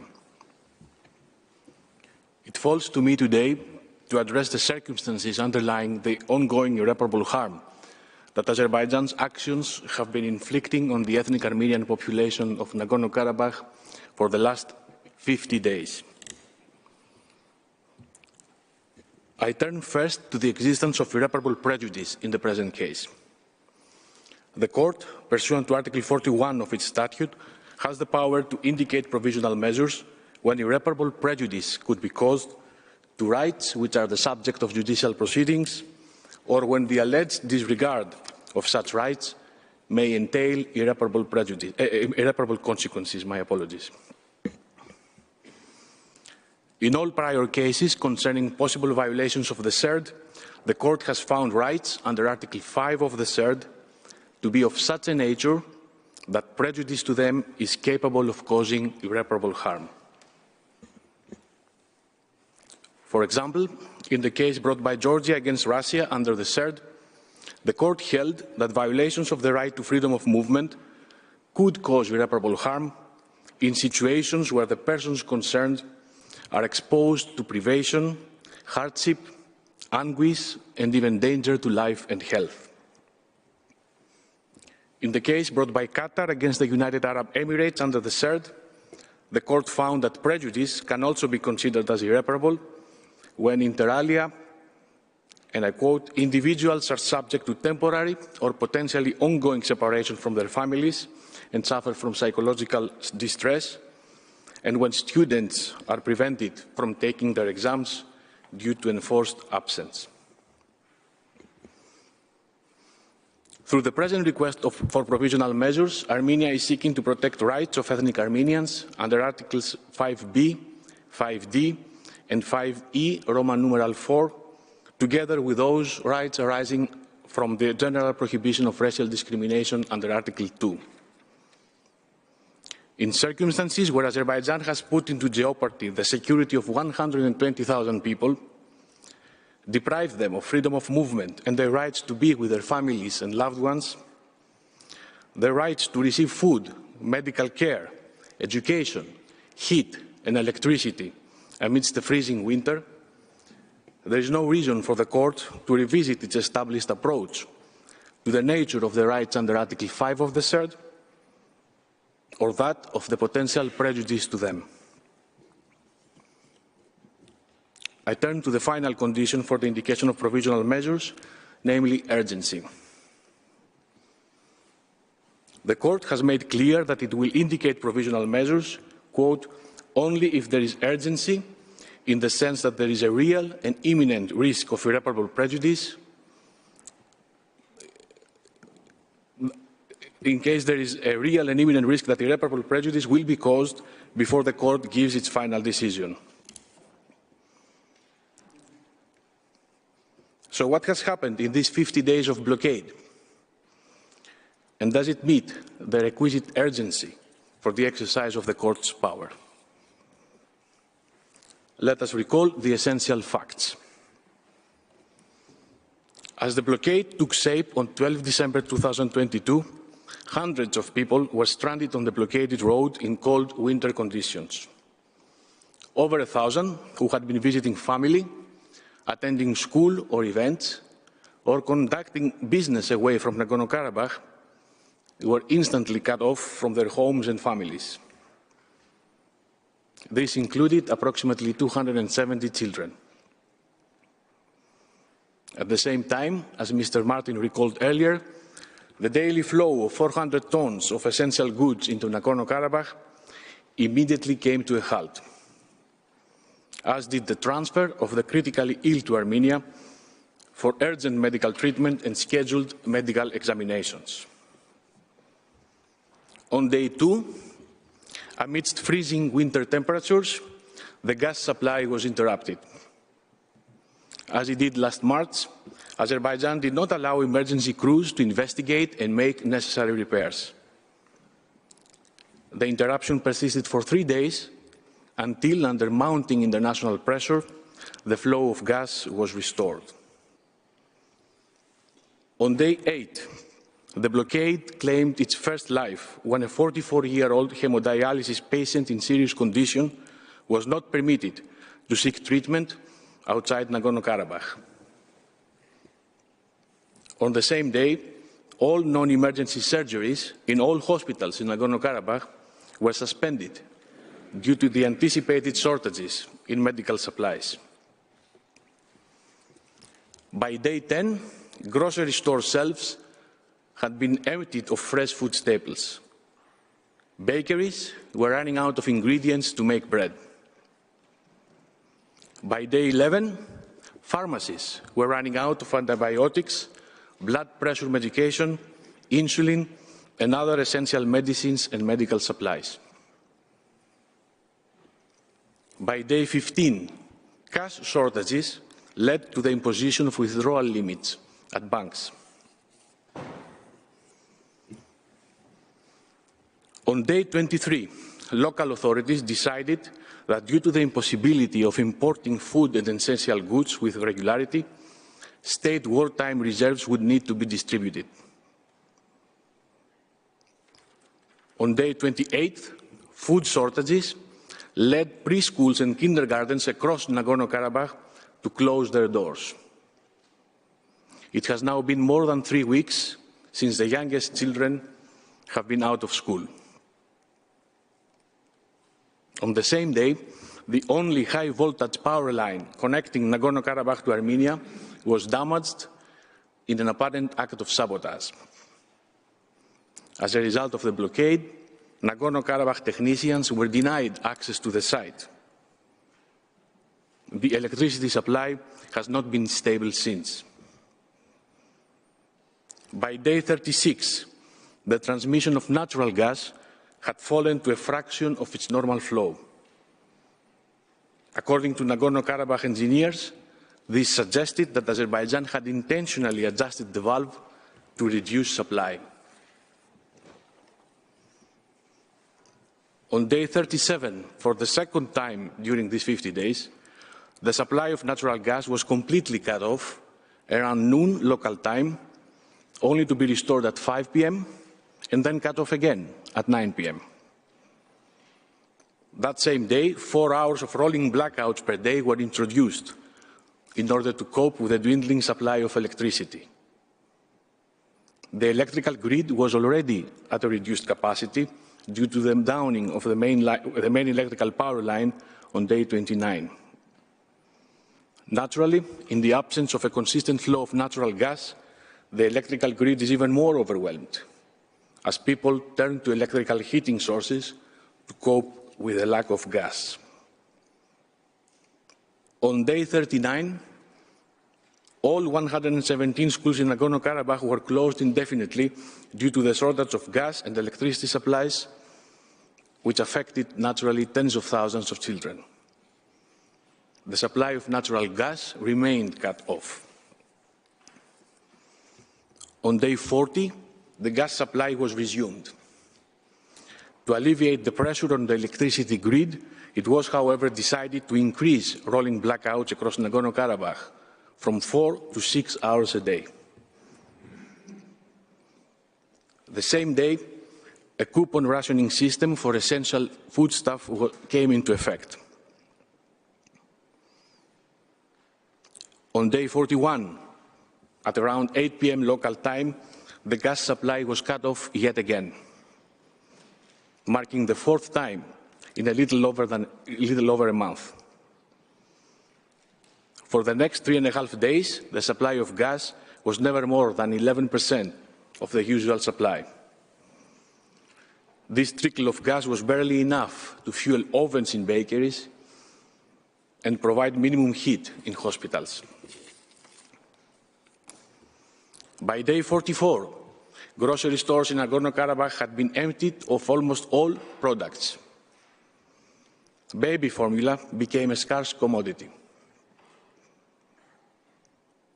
By day 45, commercial gas stations across Nagorno-Karabakh had to shut down as the dwindling gas was diverted to healthcare institutions and bread production facilities. On day 46, over 250 tons of humanitarian aid destined for Stepanakert remained in warehouses in Goris, unable to be transported across the blockade. Appeals to the residents of Stepanakert started to appear on social media, calling them to evacuate, which were dismissed by local authorities as an attempt by the intelligence service of Azerbaijan to spread panic among the population. On day 47, local authorities began distributing firewood and wood-burning stoves to residents. The gas supply was partially restored on that day, but supplied only to the residents of Stepanakert, given the demands on the impaired energy system. On day 48, the gas supply was once again cut off. The gas supply appears to have been restored on the eve of this hearing. Madam President, distinguished members of the Court, this is where we stood as of 24 hours ago. The situation remains precarious as we enter today, day 50. To see this firsthand, you may find at tab 2 of your judges' folders the English versions of some of the very bulletins that residents of Nagorno-Karabakh receive daily from the local authorities. These bulletins update them on what new cruelty Azerbaijan's actions are inflicting upon them and convey information on a daily basis on how best to cope with the consequences. As I speak before you today, over 1,000 people remain separated from their families and friends, including hundreds of children. Imagine how every minute of the past 50 days has felt for the parents of these children and the children themselves. In the past 50 days, a dozen residents of Nagorno-Karabakh have passed away, either abroad or in Armenia. Families and friends have been unable to mourn them, since their bodies cannot be transported across the blockade. The transfer of the critically ill still takes place only after negotiations with the Azerbaijani so-called protesters, conducted by the peacekeepers or the ICRC. The so-called protesters truly hold power over the life and death of these individuals. Chemotherapy, provided in cancer clinics across the border, has become impossible to obtain, meaning that patients have been without treatments for 7 weeks now, their chances of recovering from cancer slowly dissipating. By now, hundreds of planned surgeries have been indefinitely suspended. Hospital wards cannot be heated sufficiently to meet the bare minimum safe temperature of 14 degrees Celsius.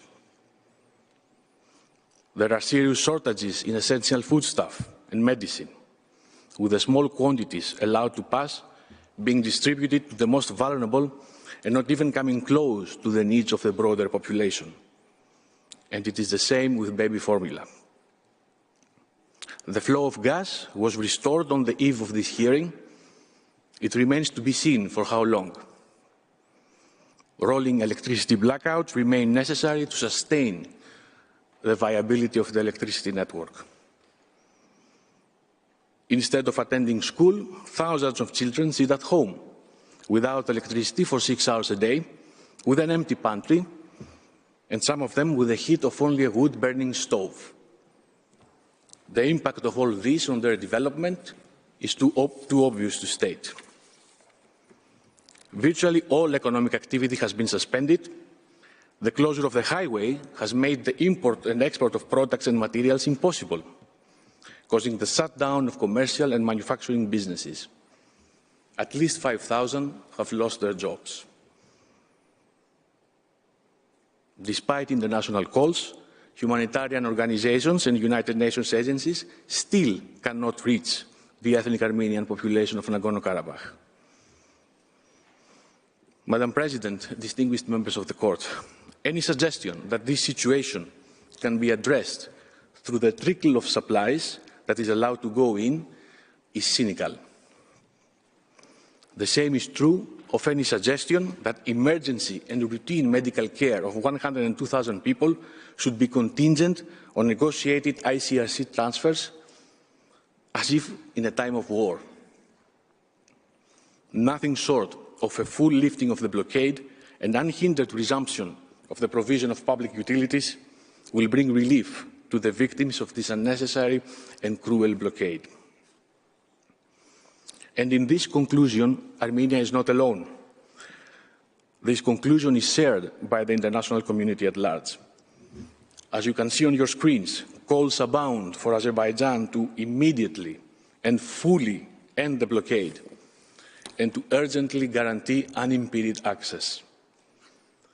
This is necessary in order to avert humanitarian catastrophe, the risk of which grows each day.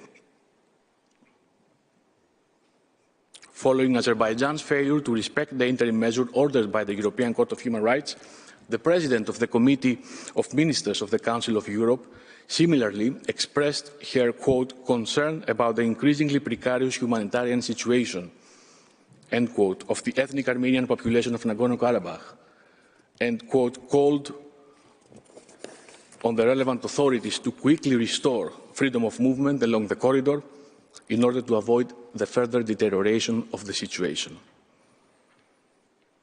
And yet we heard from Mr. Martin that such calls fall on willfully deaf ears. Azerbaijan brags openly about how it cannot be stopped, not by the international community, and not even by a binding order of the court in Strasbourg. Madam President, distinguished judges of the court, the progressive deterioration of the situation is obvious, as is the collective trauma already inflicted on the ethnic Armenian population of Nagorno-Karabakh. With respect, these circumstances do not just entail an imminent risk of irreparable harm. They are causing such irreparable harm in real time, with the scope, scale, and gravity of the harm compounding with each passing hour. The Court has previously granted provisional measures to protect rights under the CERD after finding that the affected populations remain vulnerable. The people of Nagorno-Karabakh are not just vulnerable, they are enduring for 50 days now a humanitarian crisis, and I'm afraid they will continue to do so without the Court's urgent intervention. This concludes my presentation. I thank the Court for its attention and respectfully request, Madam President, to ask Professor Darzant to take the floor. I thank Mr. Salonides, and I now invite the next speaker, Professor Pierre Darzant, to address the floor. You have the floor, Professor.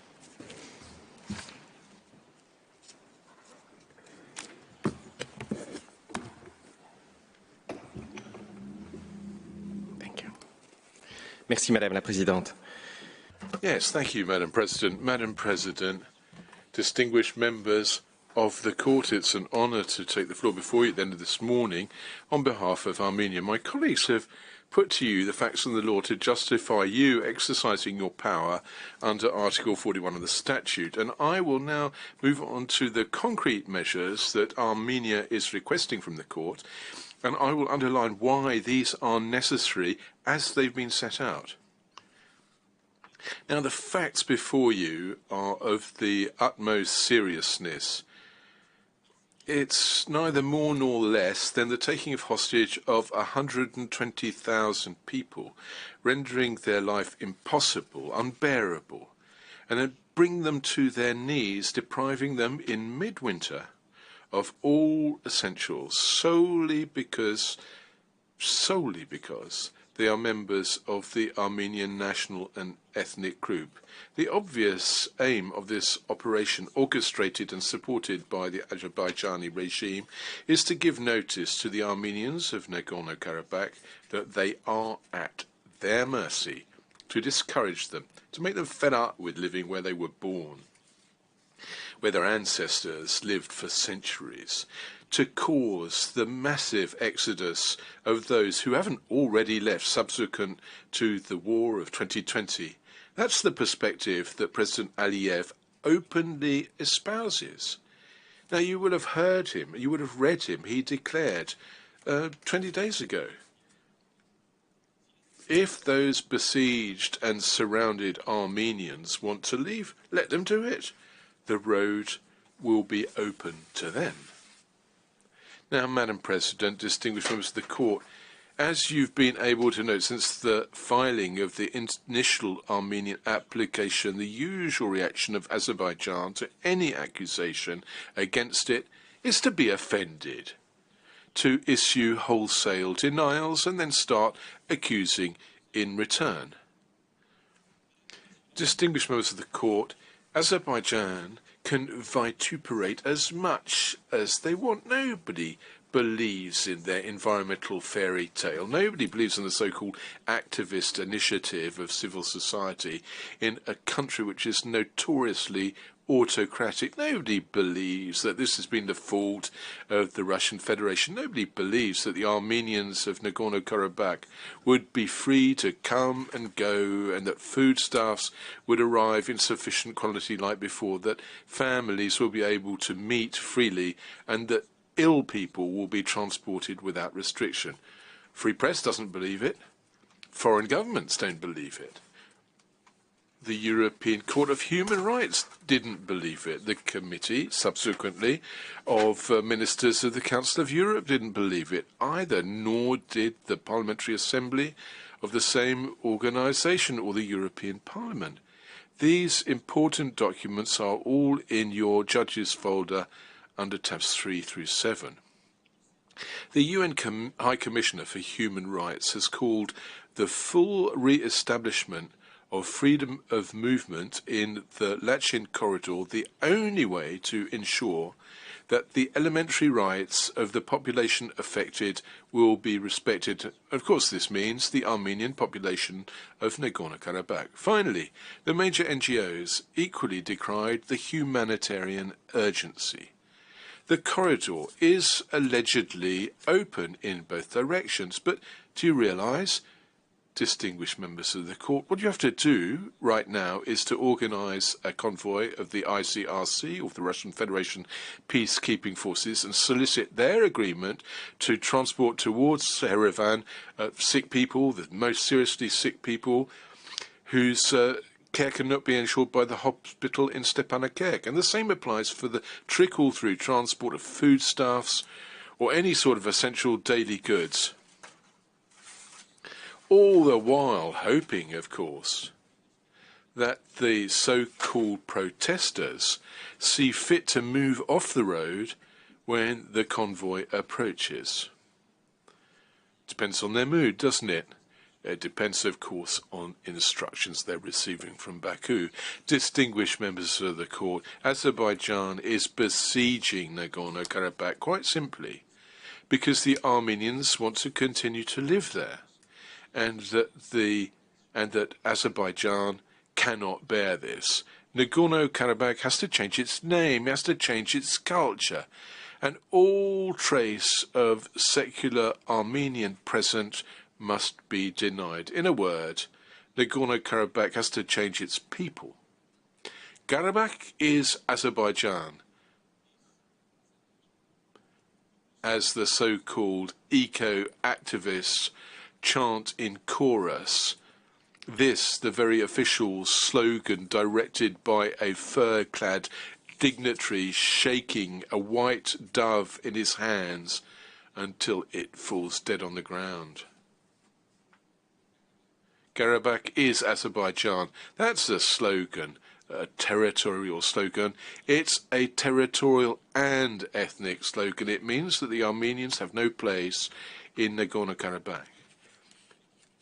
The facts speak for themselves, and the efforts of Azerbaijan to deny them or to denature them are as unworthy as they are in vain. Your court is the final guardian of the Convention on the Elimination of all forms of racial discrimination. Azerbaijan signed up to it, but acts to the contrary, even if the environmental pretext were true, but we know it's baseless. Even if it was true, it must still bow to the imperatives of the Convention. Indeed, you don't save nature or natural resources by preventing 120,000 people from eating or being given urgent care. And this all the more so when this violation of elementary human rights, by its purpose and effects, targets individuals on grounds prohibited by the Convention. The road blocked since 12 December, you know, only serves the Armenian population of Nagorno-Karabakh. It was given protected status by the agreement of November 2020 precisely for this reason. But Azerbaijan seeks to have you believe that its blockade is in no way discriminatory. But, distinguished members of the court, to see through Azerbaijan's plan, you really have to ask yourself two simple questions. Why staged a so-called demonstration precisely here? Why do it in midwinter? And why for 50 days already with no end in sight? Distinguished members of the court, Azerbaijan, you know, has remained deaf to the numerous appeals of the international community to end its blockade so that the highway be open for use once again as it was before 12 December. Azerbaijan dismissed the provisional measures ordered by the ECHR, nor did it comply when the Committee of Ministers quite exceptionally enjoined it to do so. Your court has to act, and you must act swiftly.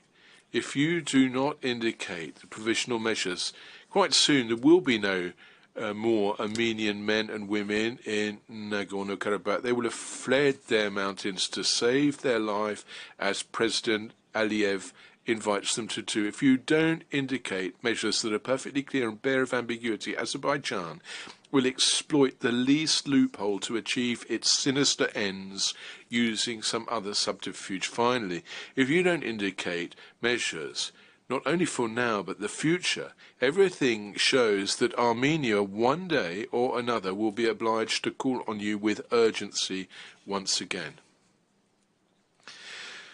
Madam President, the first provisional measure which Armenia requests is Azerbaijan shall cease its orchestration and support of the alleged protests blocking interrupted free movement along the Lachin corridor in both directions.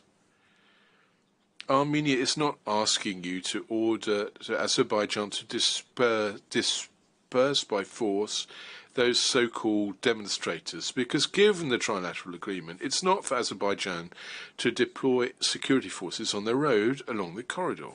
However, it is vital that Azerbaijan immediately ceases the orchestration and support, financial, logistical or otherwise, of any protest blocking or hampering free movement in either direction along the corridor. Armenia also requests you to order that Azerbaijan, I quote, shall ensure uninterrupted free movement of all persons, vehicles and cargo along the Lachin corridor in both directions. End of quotation. This second measure is complementary to the first and equally necessary. It is important that Azerbaijan be given a positive obligation giving effect to the undertaking it accepted by the November 20 trilateral agreement, whose exact terms my colleague Mr. Martin recalled to you, and which Azerbaijan has breached in a manner perforce discriminatory. Azerbaijan would not have made such an undertaking were it not capable of assuming it. Armenia is not asking you to do the impossible. It is asking you something which makes good sense, common sense. It's the only way to preserve those rights of the Armenians of Nagorno-Karabakh severely under threat in violation of the Convention. In the absence of such a measure, those inhabitants will be constantly at the mercy of the Baku government. Just lifting the current blockade will not be enough. It must also be ensured that in future, Azerbaijan will not be able to close the road or render it impracticable on one pretext or another. Distinguished members of the Court, you will have noted that the measure requested concerns the uninterrupted free movement of all persons and vehicles, as well as the free movement of cargo. There are no grounds to restrict the second measure to persons, vehicles and cargo of a humanitarian nature, because the enjoyment of rights under the Convention is not subject nor limited by humanitarian requirements. Moreover, the ordinary needs of a civil population clearly far exceed simple humanitarian necessities. Finally, to target humanitarian convoys alone would encourage Azerbaijan to quibble and to use the humanitarian limitation on its obligation to argue time after time that no such need actually exists, or that the convoy fails in some way or another to comply with this condition. Madam President, the third and last measure requested by Armenia concerns the uninterrupted supply of energy, indispensable, to a dignified life. Armenia had been obliged to add this request on Thursday because the gas supply was once again abruptly cut off, once again after our request dated 28 December, whereas it had been re-established just before. My colleagues Martin and Salonidis gave you a detailed factual chronology of this and the alleged excuses of Azerbaijan. It's got to stop. Of course, Azerbaijan, as is its wont, responded immediately to the third provisional measure requested by Armenia, even though this measure was submitted more than 4 days before these hearings. And there's nothing untoward about this. Indeed, provisional measures, supplementary provisional measures, have been requested in other cases right up to the day before hearings and debated during those hearings.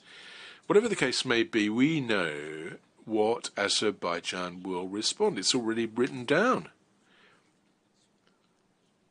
with contradictions and a bit of confusion, but what Azerbaijan might add will remain unverifiable because Azerbaijan refuses to give access to any third party to the areas concerned. But, distinguished members of the Court, could I just dwell for an instant on the letter of Azerbaijan of 27 January where they react to our additional request for a provisional measure? Indeed, this letter reveals the discriminatory plan of the Baku government. Any government concerned about the fate of those living on what it considers to be its own territory would not have failed to understand that its responsibility is to ensure a regular supply to the inhabitants of Nagorno-Karabakh with the same speed and consideration as elsewhere. But there is no single sentence to this end in the letter, nor any solemn undertaking to do the best to prevent these so-called accidental shutdowns from reoccurring. In its letter, Azerbaijan does not seek to resolve a real problem, even though it does not dispute the reality of the gas being shut off. By admitting, supposing one were to admit that these cut-offs were accidental and not intentional, Azerbaijan does not intend to lift its little finger to ensure a normal and regular gas supply to the Armenians of Nagorno-Karabakh. By its letter, Azerbaijan, quite simply, is seeking to delay your deliberations so that the Armenians of Nagorno-Karabakh suffer a little bit longer. But Armenia hopes, nonetheless, that your decision will be taken without delay. Distinguished members of the Court, the measures requested concern Azerbaijan and Azerbaijan alone because it's its behaviour that alone is at issue here. It's Azerbaijan that is organising, sponsoring, supporting the so-called eco-protesters. It's Azerbaijan which is violating in discriminatory fashion the obligation it assumed under the trilateral agreement, thus causing irreparable harm to the rights recognised under the Convention. It's Azerbaijan which is responsible for gas and electricity supplies from the areas under its control and thus for the ensuing breakdowns in service.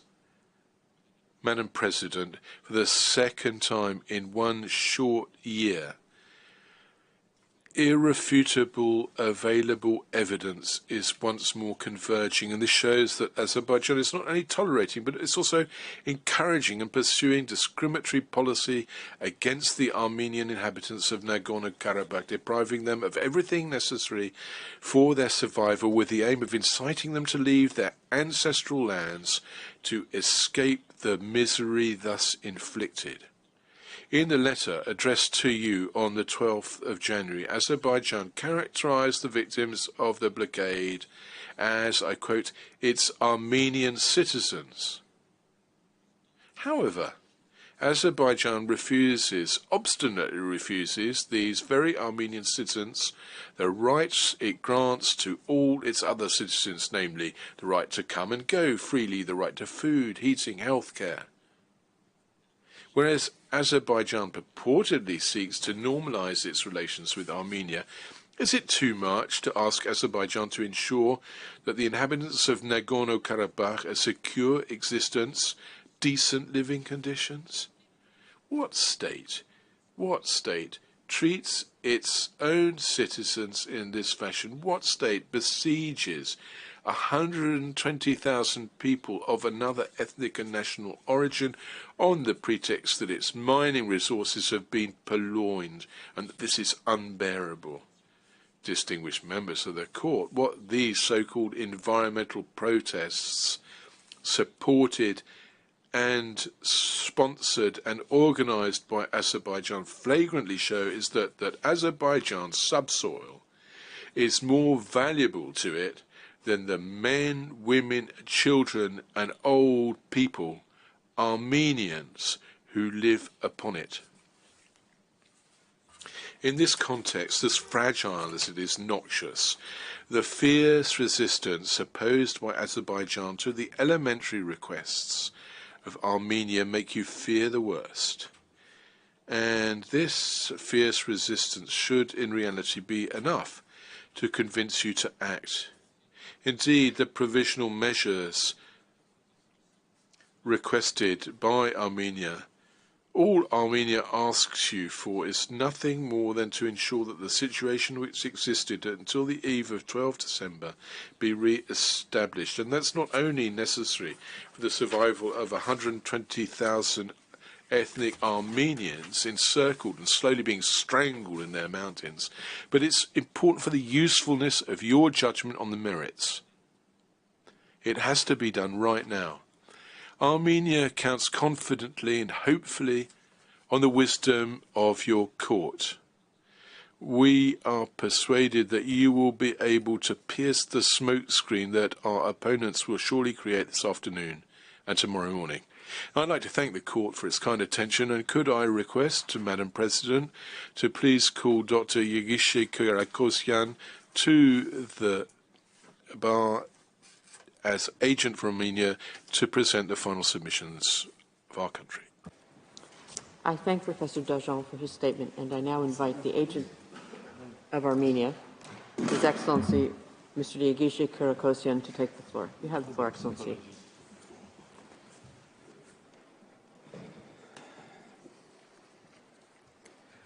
Madam President, distinguished judges of the court, it is an honor to appear before you again. I shall now read Armenia's closing submissions. On the basis of its request for provisional measures dated 27 December 2022, its letter dated 26 January 2023, and its oral pleadings, Armenia respectfully requests the court to indicate the following provisional measures pending its determination of this case on the merits. First, Azerbaijan shall cease its orchestration and support of alleged protests blocking uninterrupted free movement along the Lachin corridor in both directions. Second, Azerbaijan shall ensure uninterrupted free movement of all persons, vehicles and cargo along the Lachin corridor in both directions. Third, Azerbaijan shall immediately, fully restore and refrain from disrupting or impeding the provision of natural gas and other public utilities to Nagorno-Karabakh. Madam President, distinguished judges of the court, this concludes Armenia's oral presentation of its request for provisional measures. Thank you for your attention and consideration of Armenia's request. I thank the agent of Armenia, whose statement brings to an end the single round of oral argument of Armenia, as well as this morning's sitting. The court will meet again this afternoon at 4 p.m. to hear Azerbaijan present its single round of oral argument. The sitting is adjourned.